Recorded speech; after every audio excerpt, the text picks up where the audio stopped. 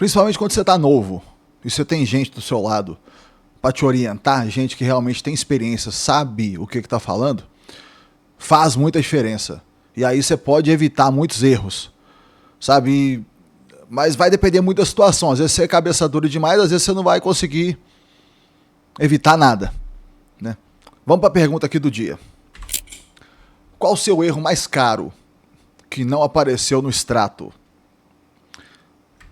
Sejam muito bem-vindos, amigos. Eu sou o Frederico, aqui a gente fala de investimentos, negócios, vida real e treino. E hoje falando de investimentos. Então vamos lá. Olha, eu tive a felicidade, graças a Deus, de ter errado pouco. Não porque eu não fosse um cara que não vacilasse, não fizesse coisa errada, nem nada, mas porque, no meu caso, eu tive a felicidade de ter meu pai do lado, e meu pai era duro demais, ele te colocava no caminho, mesmo que você não quisesse, entendeu? E isso pra mim foi uma coisa muito boa. Com o tempo, eu fui aprendendo a escutá-lo, porque eu fui percebendo que o que acontecia, ele tinha realmente assim uma... Dava pra você ver que ele queria que você desse certo. Eu vou contar alguns casos aqui pra vocês de algumas coisas que aconteceram. Olha só, um erro que foi evitado.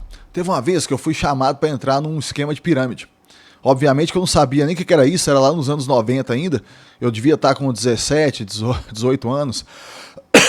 Tava começando, já trabalhava tudo mais, já tava correndo atrás das minhas coisas. E um amigo meu entrou num desses esquemas grandes que tiveram de pirâmide. Você tem que lembrar que não existia internet, não existia nada, cara. Aí, velho, eu tava lá assim, esse cara falou comigo, era amigo super próximo meu. Esse cara falou comigo, ó, tem um negócio assim que você entra e você indica não sei quem e tudo mais, aí você vai pegar os caras que vão te indicar, aí você vai ganhar tanto nos caras que vão te indicar, e depois os caras que vão te indicar vão indicar outros caras, e aí você vai ganhar um percentual no que esses caras vão indicar e tudo mais e tal.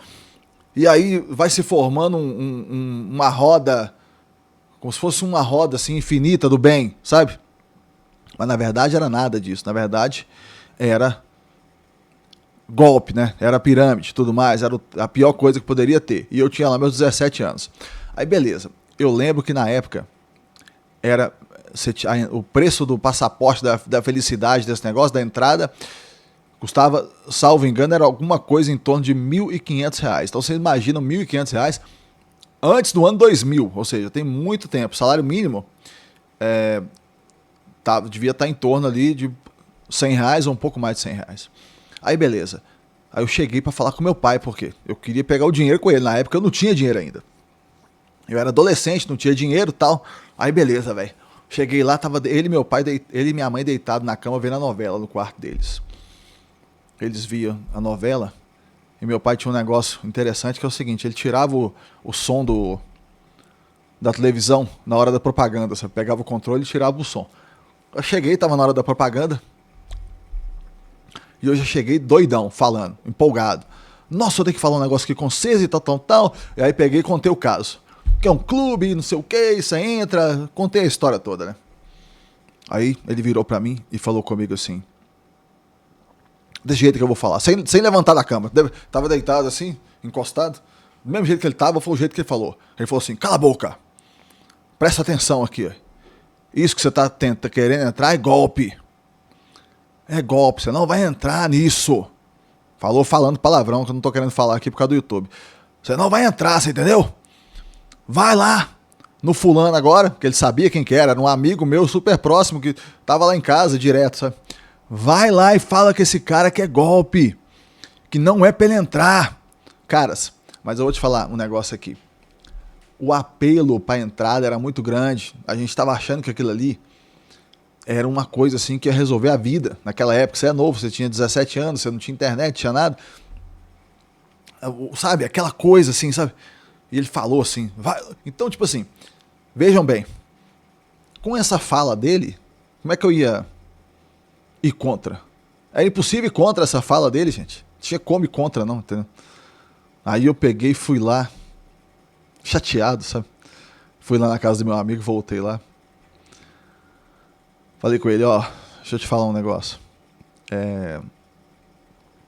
Não vou entrar, meu pai não deixou. e falou pra eu te falar que é golpe. E eu lembro que eu falei isso com ele, morrendo de vergonha. Por quê? Porque eu mesmo estava acreditando, entende? Eu mesmo estava acreditando que não era golpe, não era nada. Estava acreditando que era real. E aí não entrei, fiquei afastado e tudo mais. O que aconteceu? Esse amigo meu, realmente ele já tinha entrado nesse momento. E deu tudo errado, né? Como todas as pirâmides dão errado. E depois, inclusive, até as pessoas às quais ele fez entrar depois dele, ou seja, aquelas pessoas estariam ligadas a ele, aquelas primeiras, que foram poucas, ele até depois devolveu o dinheiro do bolso dele para essas pessoas. De tanto que ele ficou afetado, esse amigo meu. Ele ficou até um pouco depressivo na época, ficou muito triste na época e tudo mais e tal. Hoje, graças a Deus, né, porque hoje já passaram-se quase 30 anos disso, pense bem.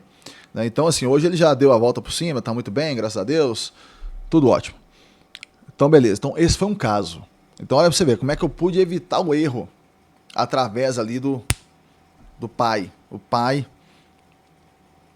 colocando ali, te direcionando. Lógico que era um pai, assim, que participou da minha vida toda, tudo mais e tal. Então, eu tinha uma confiança nele, né? Não é que ele falava e eu ia enfrentar ele porque ele nunca tinha dado palpite em nada. Não era isso. Vou contar pra vocês agora outro caso aqui que aconteceu também, do mesmo jeito. Isso aí já foi anos pra frente. Eu já tinha começado na construção, já estava fazendo já galpões e tudo mais e tal. Eu acredito, eu não sei o ano exato, mas eu acredito que a gente estava ali mais ou menos pelo ano de 2007, alguma coisa assim. Foi quando eu fui entrar na minha terceira obra, sabe? E o que que acontece? Eu tava... já tinha feito 2 outras obras, já tinha limpado meu nome, já estava muito melhor e tudo mais, estava indo bem. E naquele momento eu já estava ali com meus 25, 26 anos, alguma coisa assim, eu já estava querendo aproveitar um pouco. Né? Já tinha construído um certo patrimônio, estava querendo aproveitar um pouco. E aí apareceu um lote para comprar. E eu lembro que esse lote custava o valor de 25 mil reais na época. Então custava 25 mil reais e era um lote que daria para fazer um galpão top. E eu tinha um carro nessa época que era um Escort. Foi os últimos modelos de Escort que saíram. Escort Zetec. E a realidade que eu tava era a seguinte. Se eu fosse comprar o lote, eu teria que vender o carro e completar o dinheiro. Aí beleza, aí peguei. Mas na época eu tava também querendo comprar já um outro carro, querendo melhorar de carro. E eu tava de olho no Fusion. Lembra daquele Fusion que tinha aquele quadradão bonitão pra caramba? Ford Fusion. Aí beleza, aí eu fiquei naquela coisa. O que eu faço? Compro o lote e fico sem carro, fico a pé pra fazer um outro galpão aqui e continuar melhorando, ou então já aproveito as coisas que eu já construí, dou o meu carro de entrada no Ford Fusion e faço um financiamento e tudo mais e tal. E aí eu peguei, fui lá e fui falar pro meu pai, né? Falei com ele, apareceu o lote tal, não sei o que, tal, é no lugar tal, expliquei tudo, ele sabia onde é que é, porque ele conhecia aqui a cidade e tudo. Aí falei, esse lote e tudo mais, e aí eu tô querendo comprar, mas eu tô pensando, sabe, que eu tava pensando em trocar de carro também e tudo mais, porque, né, eu tenho trabalhado demais, eu já acho que eu mereço e tudo mais. O que você acha? Falei com ele. E o postura dele foi mais ou menos igual lá da época desse outro caso que eu contei pra vocês lá do clube, sabe? Ele virou e falou assim, ó, vou te falar aqui, cala a boca, cara. Escuta o que eu vou te falar. O negócio é o seguinte, esse carro que você tá querendo comprar, ele não tava falando do carro, falando de carros em geral, né? O carro que você tá querendo comprar é um lixo qualquer, isso não vale nada, entendeu? Isso é só pra aparecer. E falou assim, ó, dane-se o carro, entendeu? Esquece essa merda, falou assim, como se fosse assim, sabe? Falou assim, com mais palavrão. E falou comigo, esse galpão que você tá querendo fazer, você vai dar seu carro e tudo mais e tal. Vai chegar uma hora que com o dinheiro dele você compra 10 carros deles, desse que você quer. Então, para de encher o saco e vai lá logo, vende essa porcaria desse carro seu e compra o lote lá e faz o galpão. Beleza. Falei, nossa senhora, aí tipo assim, e eu lá assim, olhando pra cara dele assim, tipo assim, como é que você fala contra, velho? Um negócio, uma situação dessa, com seu pai te dando uma ferrada dessa, e você, pelas coisas que você já tinha lido, tudo mais, pela experiência, você via que ele tava falando a real também da coisa, saca? Você via que ele tava falando a verdade. E aí eu peguei, fui lá, logicamente que o cara que era dono do lote, ele não aceitava o carro, então eu tive que vender o carro. Aí eu lembro que o carro, eu achava que na época ele valia 17 mil reais, e eu tive que vender por 14. Aí eu ainda voltei no meu pai ainda, falei com ele, nossa bicho, mas 17, só querem me dar 14 porque eu vou ter que vender na agência, porque não dá tempo de vender, senão eu vou acabar não pegando esse lote. Olha só pra vocês verem. Falou assim, pega os 14, cara, para de encher o saco, pega os 14, vai lá e compra o lote. E aí depois você constrói do jeito que der. Nesse tempo eu tinha os 14, aí vendi pelos 14 e tal, eu tinha o restante do dinheiro para voltar, voltei, completei os 25. E aí, completei os 25 e completei os 25 e fui lá e depois vendi a moto. Aí eu comprei uma Honda Bizinha, sabe? Uma motinha bem pequenininha, que eu paguei R$1.000 na época, porque eu tinha uma Twister bonitona, vinho, que eu tinha comprado nova. Aí vendi a Twister para começar a mexer na obra. E